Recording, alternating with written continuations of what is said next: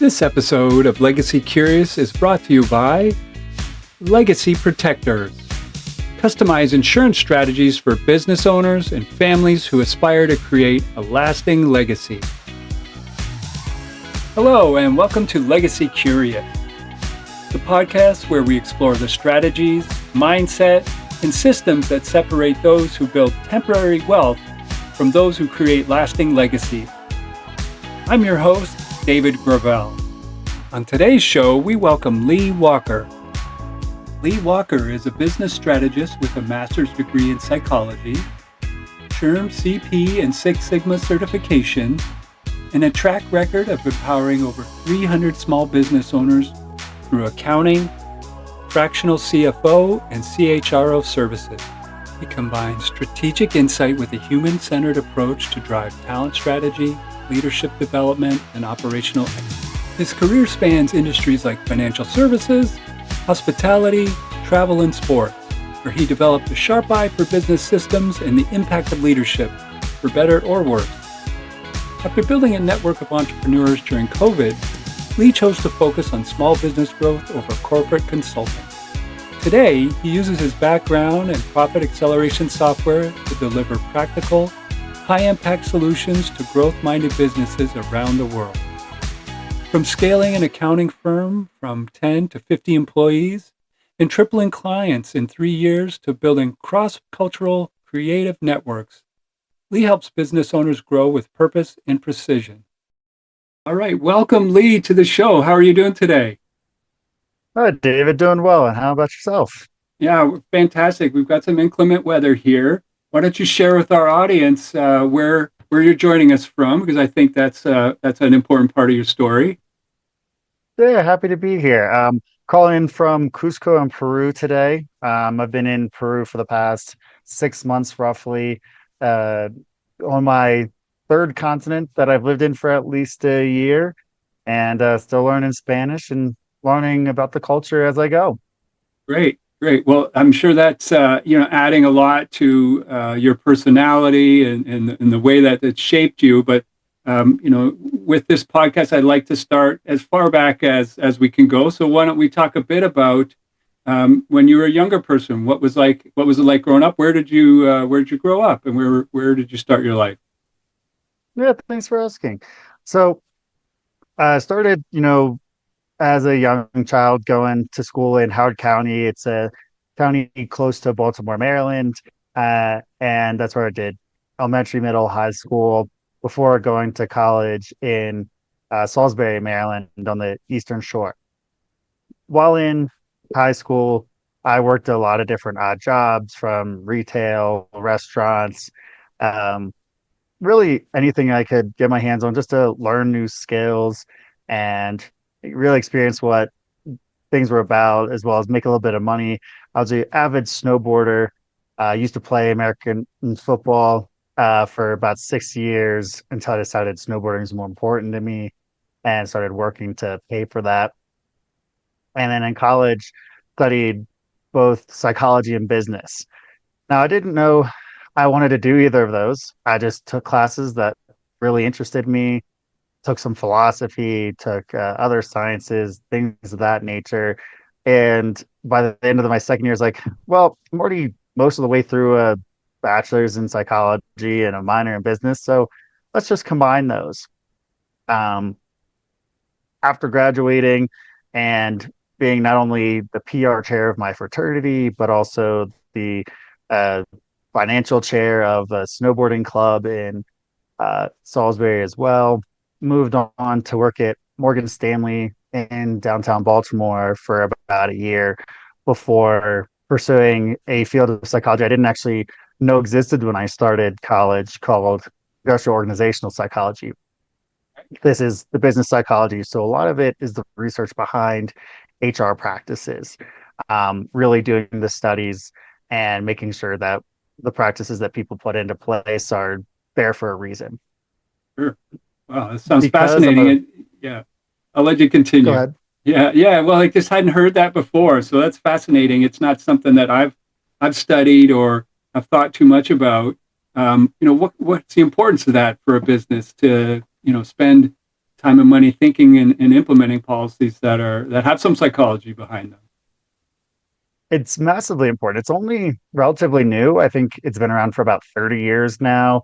But businesses have really only started caring a lot about it in the last 10 to 15, unfortunately. It's been massively helpful to understanding what is actually going on at the worker level of businesses.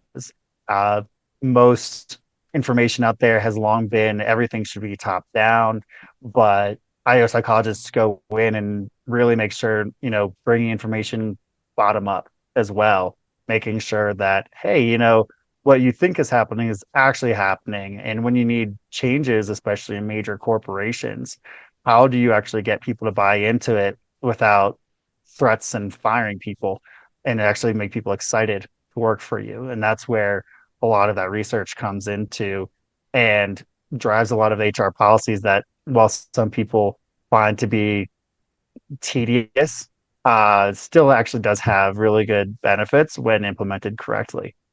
Okay. From my own personal experience, I remember in my earlier career, I worked for Xerox, and we kind of changed our management model from top down middle manager to a team based management where we made many of the decisions as a 6, 8 member team that we pushed up to management. And I Mm-hmm. remember having a conversation with a business student at the time about that. Um, and it was really foreign to that business student. They were going, I think it was the University of British Columbia. And the conversation was that that was, not what they were being taught at the time. And so it sounds like this may be, like you said, a younger science that is being implemented and the changes are happening. Where is the benefit beyond HR decisions? What other organizational sections might, look to glean gains from this type of, psychology knowledge? Well, it really permeates all aspects of business. You figure there's four primary business focuses that they teach in college. You've got management, marketing, accounting, and finance. And the only one that doesn't inherently use psychology to function is accounting.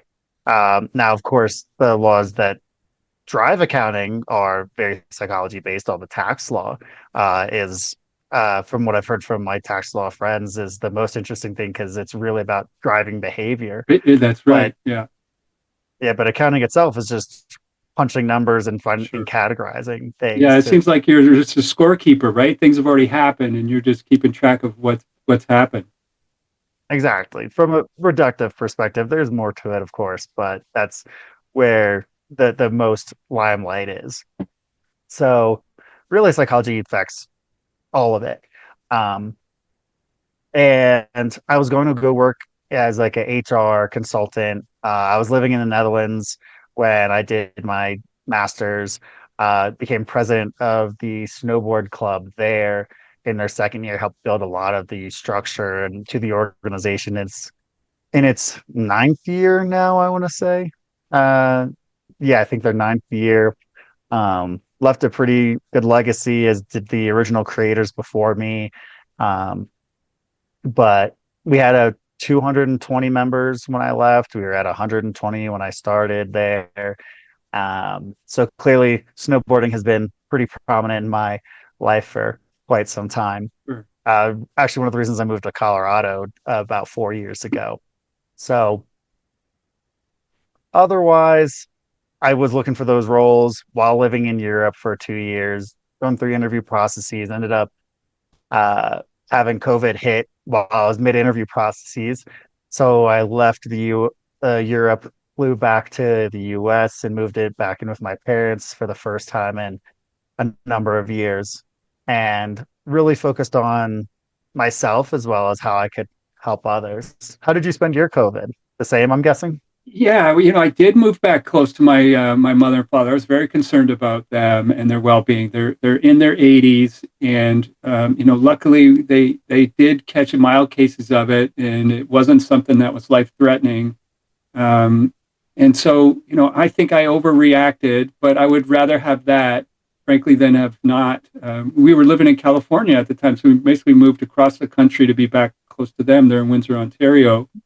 Um, and I wouldn't have done it all any different. And I'm glad that I did it. But again, it was not something that was planned or executed, optimally. That's for sure. It was just a reactionary decision. And I'm fascinated about your snowboarding journey because I learned when I was living in Vancouver in the 90s how to snowboard, and I also lived in Steamboat Springs, Colorado, Hmm. before snowboarding was a real thing back in the 80s. And we were, skiers at the time and just mad at the snowboarders for disrupting the mountain until I got on a snowboard and decided I'd never ski again. Did you ever ski, or was it always like, were you on a snowboard first? Nope, I got on a snowboard and never got off. But it's funny, I'd still see videos about like Vail and other places where back when snowboarding first started, that skiers would be like, "Oh, all these snowboarders are ruining the mountain, get them off, like they shouldn't be allowed here."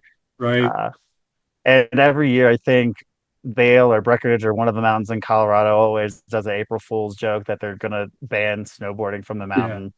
Yeah. I was like, well, that they do that in Utah already, so that's enough. Yeah. All right. So it sounds like travel and multicultural, experiences have been a big part of, forming who you are today. Speak to why, that has driven you. What was it that you were, looking to find, or did you find it? What's that journey been like? Well, it's a little bit of practicality and a lot of bit of curiosity. So, doing grad school, I mean, doing any school in the US is extremely expensive. And when presented with the option of doing a master's program in the US for 90,000 versus doing a program that was pretty objectively better in Europe for Hmm. 30,000 seemed like a whole lot better deal to do. Sure. And then gives me the opportunity to travel around the different countries, learn cultures. It might be obvious from my complexion that, my family is originally European descending. So it's cool to get back to like the nature of, my ancestors from many generations back and just explore different languages and Sure. really get a better idea of what else is out there. The US is massive, about the size of the entire continent of Europe.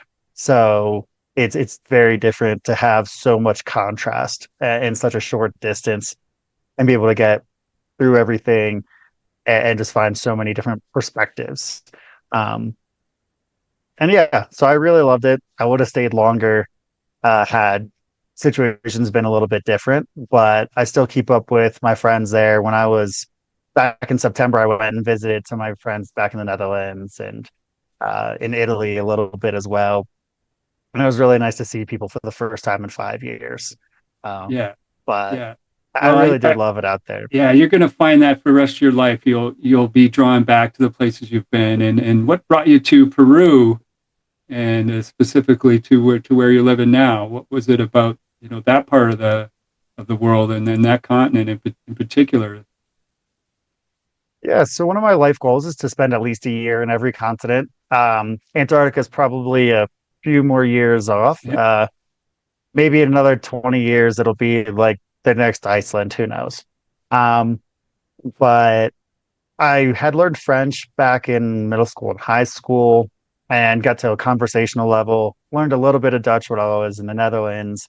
Um, but working at the company I started at during COVID, I needed to stay in US time zone hours, or at least it was the most convenient.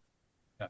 Um, I never expected to work for an accounting firm, but I went there to build a people advisory service, which made sense because after doing interviews at major consulting firms, I realized I really wanted to help the smaller companies that I felt actually needed the help. To the point that during that summer of COVID in 2020, aside from like helping my parents and doing all the housework there and building my own skills, I decided that I was going to create this program called Lee's Cool Friends because I realized I had a lot of people in my network that either owned their own businesses or in some way entrepreneurial, had this um, idea that they were trying to spread in the world and to try to give them a little bit more A, community, and B, network. Hmm. I created that and operated that for about 3 months until I started that job, and then all my time went to that instead. Yeah. Um, but yeah, so I was there for 3.5 years, worked with over 300 insurance agents at Club Capital, uh, helped to build our fractional CFO service until we actually hired somebody to solely do that. I had the most clients that did the fractional CFO work. um, I then built the people advisory service where the idea was teaching employers how to be better employers. Because I got tired of everyone telling me, oh, nobody wants to work anymore. Or, I can't keep anybody here for longer than 6 months. And yeah, my thought was like, well, we can fix that because it's not Right. That's necessarily a the you people that problem, not a them problem, right? Yeah, I think we can all agree on that. Like if you're saying stuff like that, then it's more than likely, you should be looking internally to see what you need to change. exactly. So the idea was um, threefold, coming up with the skill set, mindset, and tool set to create the full asset of being a great employer. And remembering that part of your job as the owner is to be a great employer, making that part of your Yeah. identity and being thoughtful towards them, being prepared. Um, and I couldn't tell you how many of the business owners, when I would ask, like, well, what's your uh, progression um, template involved? Like, what's your succession plan for people to grow in your business? And that was, what do you mean? They're going to be a salesperson. And I was like, well, that's why people that you really want to work for you don't want to work there. Right. And so I help Yeah. them. Short-sightedness. Yeah. Yeah, I think just an idea that was sufficient for long enough that no longer is. And it's just a little bit of a change that some people don't think about when they get stuck into the normal process. Well, it's such a competitive advantage for a company to have a culture that attracts best and retains the best talent. And, as someone Hmm. who has and still does offer voluntary benefits, I can tell a good company from a bad company just by how they want to service their employees. If they're not interested in either offering it to them at a minimum, like not even, paying a partial portion of it or all of it, just by not offering the opportunity for their employees to get, benefits. It just seems to me that they don't understand, what they don't understand, frankly. So I Hmm. think that's a great message for our audience because the people that I'm inviting here and that I'm trying to reach are the business owners, are the entrepreneurs who, are looking to grow and frankly attract and retain great talent. So I'm hoping that they can hear that message because maybe in their life they've been on the other end of that equation and have wished that that person would see them as a valuable person and reward that that that talent and that commitment to the organization. So, like, fast forward just a Hmm. bit on how you came to start your organization now, the company that you own and run, and tell us a bit about that. What brought that about, and tell us about your organization. Yeah, so I started working on my organization while still working at the accounting firm, since they were pretty heavily niched into insurance agents. I could still offer help to other businesses without any conflicts of interest. And so mostly just help friends of mine with things here and there, get their bookkeeping items set up, help them start thinking about the future a little bit more from like a forecasting and budgeting perspective. And then didn't really put a ton of effort into it until about either July or August of last year. And that's when I started to really try to focus in on it. And I got introduced to this system called Profit Acceleration that is my main offering right now. I still, for clients or previous clients or friends, I'm happy to help them with the people advisory aspect. Can still do bookkeeping items, but I don't really prefer to do that if I can rather just refer them to somebody else that does like to do it more.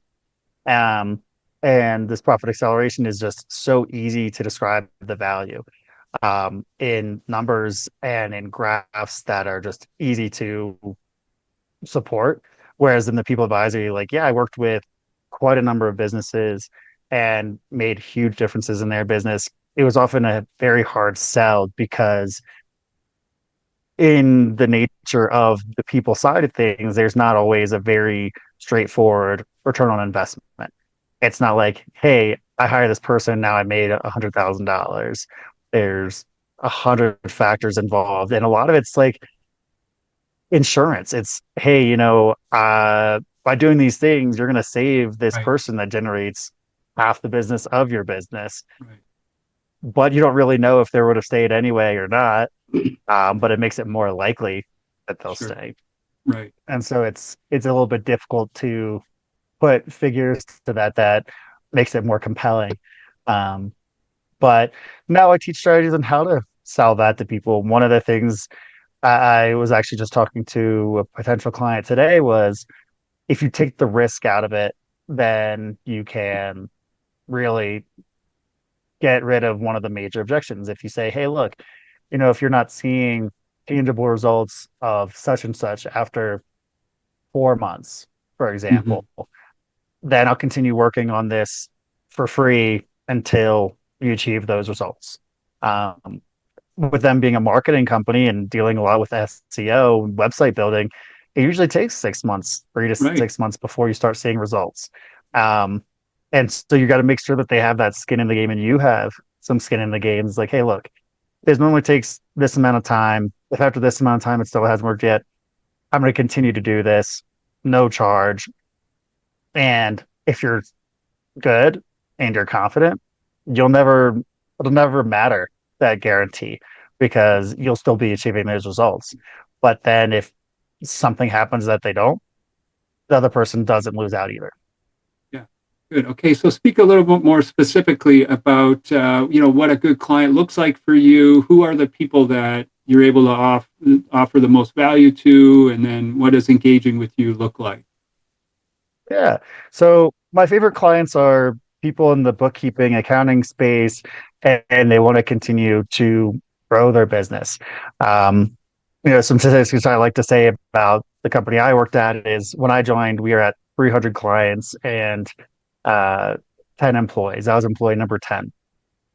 I basically picked up half of those 300 within a month of starting. It grew to 200 within a few months until we were able to hire more people. Um, but I helped us grow from that 10 employees to 50 employees, those 300 clients to 900 clients over 3 years. And obviously, it wasn't just me, but my involvement on taking that half of the clients off the bat, taking and helping to build that fractional CFO service, having 20 of my clients that were on that, so about 10% at the time, building the people advisory, doing internal HR services. I'm very, very knowledgeable in how to operate an accounting firm beyond what most accountants even know is possible and how to really make things efficient.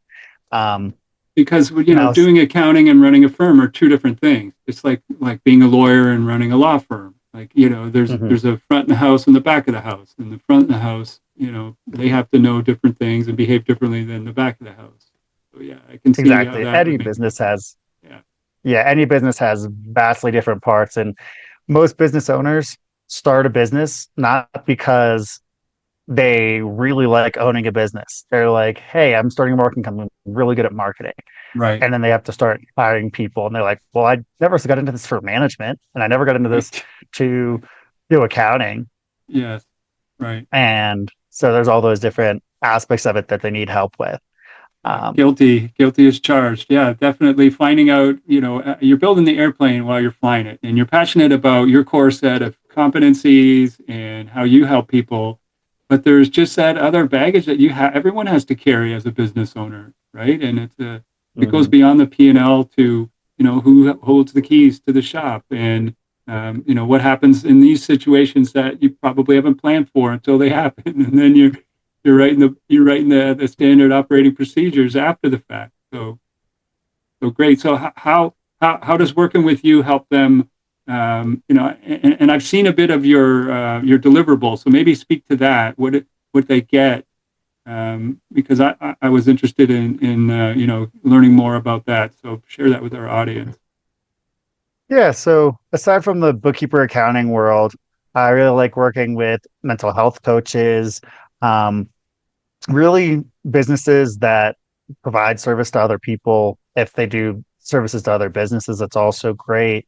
And the main thing is I want them to be established. So like they have some processes, they have the business in place, they have a little bit of support, um, but they just need them to be running better. Um, and so what that means is like having better policies, having better procedures, making sure things are done tightly, making sure that they're not leaving all these different opportunities on the table. So I work with a contractor, and a lot of my past job experiences helps that. Big into wine. I've actually didn't take the test, but I am more or less qualified to be a sommelier. So I like working with wineries, very into like craft beer scene, restaurants. And then what my deliverables look like and how I help is it starts with understanding who the business person is. What is the reason for the business? Why did they choose that? Mhm. What's their inspiration? What are the goals? What are the obstacles? And does their personality, their vision of the future, their work ethic, their um, problems that they're having fit how I can help, which is, using a variety of strategies that are very well proven to have massive effects and make sure that they actually achieve those. So I work with people from a baseline education aspect to really accountable group and one-on-one coaching to make sure that when I show them some results of what's possible by improving their business, that they actually attain those results. Yeah, great. So we're going to have all the contact information in the description so people can see you there. But where should they start? What's a good place to get in touch with you and to have you engage with them? Yeah, so you can find me on all the normal social media. That's Facebook, Instagram, TikTok, all Daily Driver Consulting, as you might be able to see my logo in the background here. Um, Also, go to my website, dailydriverconsulting.biz. And if you reach out and you want a copy of the book I wrote, it's called Navigating the Small Business Landscape, Forecasting Your Path to Success, drawing a little bit from my accounting background as well as some other backgrounds. Happy to see if we're a good fit and see how I can help your business. Awesome. Okay. Well, we'll look forward to having you back on and speaking to some other specific topics that you're an expert on. We really appreciate you coming on today, Lee, and sharing your legacy story. And that's the last question I'll leave you with is, what do you hope your legacy will be? What is it that you would want to be remembered for? I would be remembered for raising those around me and that are always looking to have a growth mindset and improve themselves as well as the others around them. And I want to be remembered for those that have been improved by the ways I can. Okay.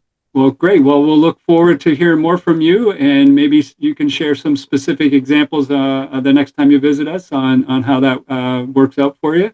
Thanks again for joining us, Lee. We appreciate your time today. Sounds like a plan. Yeah, I appreciate you having me. It's a pleasure talking to you, David. Hope you have a great rest of your day and week, and we'll talk soon. Okay. Thanks, Lee. Thanks to our audience for joining us, and for our guest, Lee Walker, who shared his legacy on 3 different continents and the journey that he's on from snowboarding to the boardroom. Join us next time where we learn more about personal legacies and the wealth building systems needed to pass them on. I'm your host, David Gravelle, and this has been Legacy Curious. Subscribe, like, share, and comment this video as we grow our subscription base from 50 to 100 and beyond. See you next time.